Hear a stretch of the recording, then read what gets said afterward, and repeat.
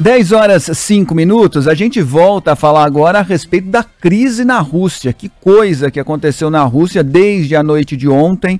Hoje de manhã a situação permanece complicada na Rússia. O presidente Vladimir Putin chamou de rebelião de mercenário, ou chamou a rebelião de mercenários de facada nas costas. Promete punir os traidores. São muitas coisas envolvidas nessa situação entre o governo russo, Ministério da Defesa da Rússia, o grupo paramilitar Wagner, chefiado pelo Prigozhin. E para tentar entender um pouco melhor essa situação, a gente conversa agora na Band News FM com o professor Paulo Velasco. Que prazer, professor. Professor de Política Internacional da UERJ, especialista também, claro, no assunto. Obviamente, professor Paulo Velasco, mais uma vez com a gente. Muito obrigado pela atenção com os ouvintes da Band News FM. Bom dia, como vai? Muito bom dia, Fábio. Um prazer sempre conversar com vocês. Professor, o que realmente está envolvido, né? Ou o que envolve essa situação toda, né? Porque o argumento do grupo Wagner, do grupo paramilitar, é o seguinte: olha, fomos atacados. O Ministério da Defesa russa nos atacou e agora é a hora da retaliação.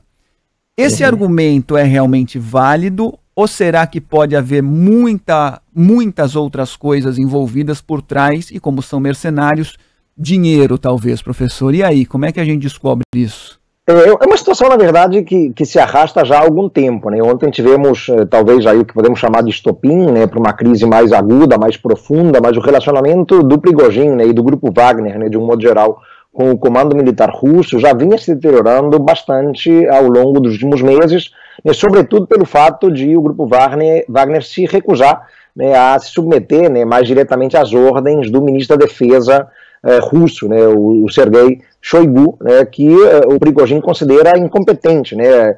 Tem havido críticas, né, já há bastante tempo, né, acerca de erros, de equívocos táticos, inclusive, né, do ponto de vista aí, da estratégia de invasão ali da Ucrânia, né, de resposta à contraofensiva ucraniana, né. Então, há uma tentativa do lado do governo russo, né, de ampliar o controle sobre o grupo Wagner, né. Houve uma tentativa recente, inclusive, de impor aos soldados do grupo Wagner, aos mercenários, um contrato formal, né, que o submeteria mais claramente, né, às ordens do comando militar do Ministério da Defesa, né, e o fundador, aí, o Prigozhin, né, o líder do grupo Wagner, se recusou, né, evidentemente, a assinar qualquer tipo de contrato formal, né. Tem havido, portanto, tensões, né, não diretamente com o Putin, né, mas justamente com o Ministério da Defesa russo, né. É muito cedo ainda para sabermos se efetivamente houve algum tipo de ataque, né, por parte das tropas russas contra, né, as posições ali do grupo Wagner no contexto da linha de frente, né. As informações ainda são muito desencontradas, né, há uma guerra de narrativas também, né, agora entre esses dois lados, né, mas é uma situação de tensão, né, e o Kremlin já fala, inclusive, né, não apenas, né, num motim armado, rebelião armada, mas já fala em guerra civil, né, ou seja, o Putin teve uma resposta contundente, né, na manhã de hoje ali na Rússia, dizendo que vai evitar a todo custo uma guerra civil e que estava lançando um regime de controle antiterrorista para a capital, para Moscou, né, com medo da chegada desses mercenários ali na capital. Então, uma situação muito tensa neste momento na Rússia.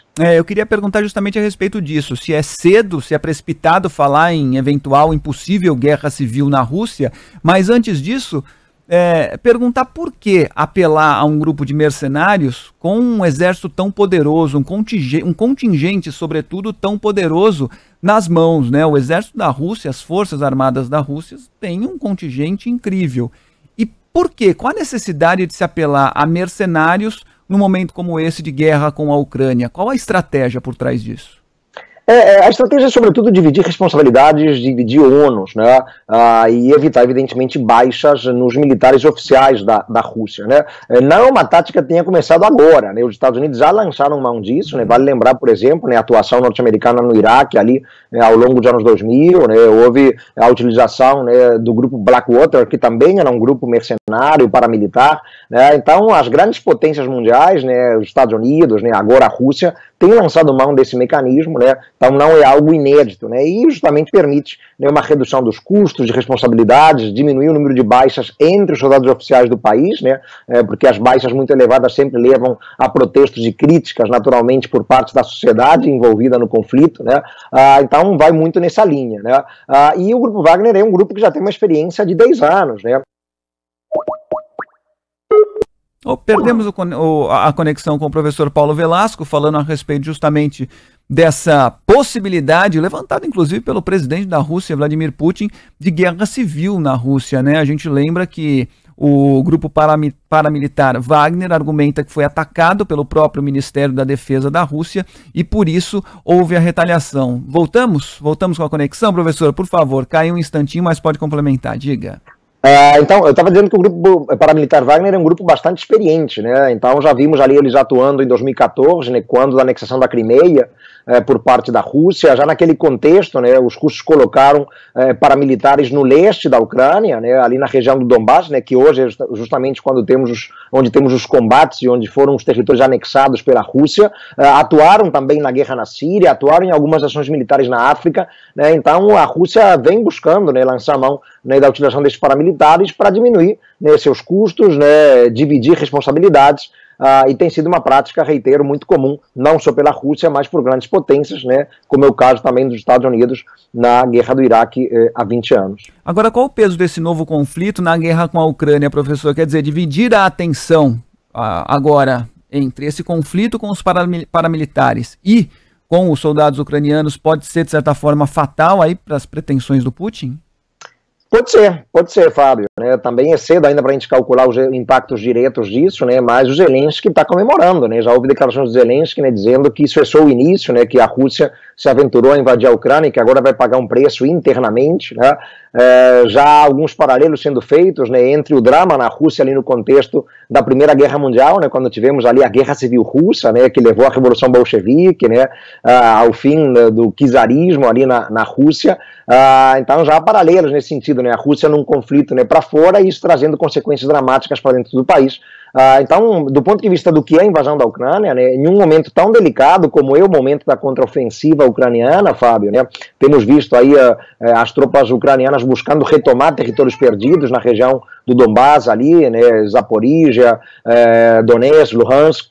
Então a Rússia agora vai ter que se voltar para dentro também, né, meio que passar a lutar em duas frentes, né, deslocar parte da sua capacidade militar para defender Moscou, por exemplo, para tentar retomar o controle na cidade de Rostov, né, que é justamente onde agora, né, nas últimas horas, o grupo Wagner assumiu o controle do QG, né. Tivemos aí agora um vídeo, né, colocado no Telegram pelo Prigozhin, né, ele falando de dentro do QG militar das tropas russas em Rostov, né, mostra que ele já assumiu o controle ali da cidade, e prometeu marchar em direção a Moscou caso necessário. Então a Rússia tem que agora conferir atenção também, né, a essa rebelião armada, a esse motim armado, né, e naturalmente isso acaba impactando também em uma menor atenção na defesa dos territórios na Ucrânia, né, e na resposta à contraofensiva ucraniana. Então é um momento péssimo para o Putin, né, e o Zelensky e a Ucrânia certamente vão reforçar ainda mais a contraofensiva para se aproveitar dessa fragilidade russa. E uma última questão, por favor, professor. Ontem à noite, pelo horário de Brasília, quando estourou esse conflito, alguns especialistas começaram a imaginar talvez o início de um golpe de Estado. Só que depois, com as declarações do Prigozhin, ele poupando Putin e centrando fogo no ministro da Defesa, talvez essa ideia tenha arrefecido um pouco.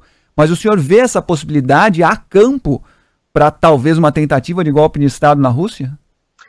Eu acho muito improvável, né? Teria que se ver o grau de adesão, né, que os mercenários do grupo Wagner teriam por parte dos militares russos, né, dos militares oficiais mesmo do exército russo, né? Porque sem uma adesão, pelo menos de parcela do comando militar russo, né, há uma eventual tentativa de golpe de Estado liderada pelo Prigozhin, né, seria inviável, né, levar adiante essa ideia, né, e esse plano, digamos assim. Então, é muito, muito improvável, né, que de fato o objetivo final do Prigozhin seja assumir o controle do Estado russo e derrubar o Putin, né?